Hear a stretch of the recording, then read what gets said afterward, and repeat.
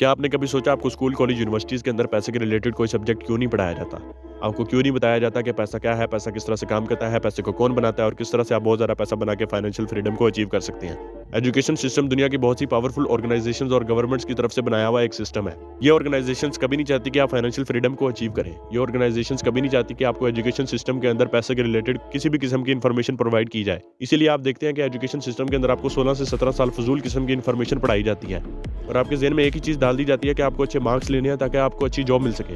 Employment system यानी कि job का सिस्टम इन ऑर्गेनाइजेशंस का एक और बनाया हुआ ट्रैप है, जिसके अंदर आपको ये फिक्स अमाउंट ऑफ सैलरी और परमानेंट जॉब की गारंटी देके ट्रैप कर लेते हैं, फंसा लेते हैं। जब एक इंसान एम्प्लॉयमेंट ट्रैप के अंदर फंस जाता है तो वो फाइनेंशियली मजीद ग्रो नहीं कर सकता। ऊपर से ये ऑर्गेनाइजेशंस रिजर्व बैंक्स के थ्रू इन्फ्लेशन यानी कि महंगाई को और इंक्रीज कर देती हैं,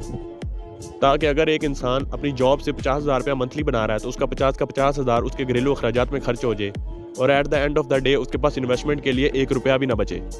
और वो इन्हीं के बनाए हुए सिस्टम का गुलाम बन के रह जाए। आपको ये चीज़ समझनी होगी कि जिस पैसे के लिए आप अल्लाह ताला को भूल जाते हैं, जिस पैसे के लिए आप अपनी फैमिली से दूर जाते हैं, जिस पैसे के लिए आप 9 to 5 जॉब करते हैं, वो पैसा ये ऑर्गेनाइजेशन द रिजर्व बैंक्स के थ्रू जितना चाहे उतना प्रिंट कर सकती हैं। एक चीज़ जिसको ये ऑर्गेनाइजेशंस प्रिंट कर सकती हैं जितना चाहे, उस चीज़ के लिए आप अपनी पूरी ज़िंदगी काम करें तो आपसे बड़ा कोई बेवकूफ़ नहीं है। मैं ये नहीं कह रहा कि आप अपनी एजुकेशन को छोड़ दें, मैं ये नहीं कहता कि आप अपनी जॉब को छोड़ दें। मैं सिर्फ ये कह रहा हूँ कि इन सब चीज़ों से, इन सिस्टम से बाहर निकलने के लिए आप साइड हसल पे कोई ना कोई बिजनेस स्टडी करें, कोई फिजिकल बिजनेस, कोई ऑनलाइन बिजनेस, और फिर उस बिजनेस में इन्वेस्टमेंट करने के लिए कुछ ना कुछ सेविंग्स करें।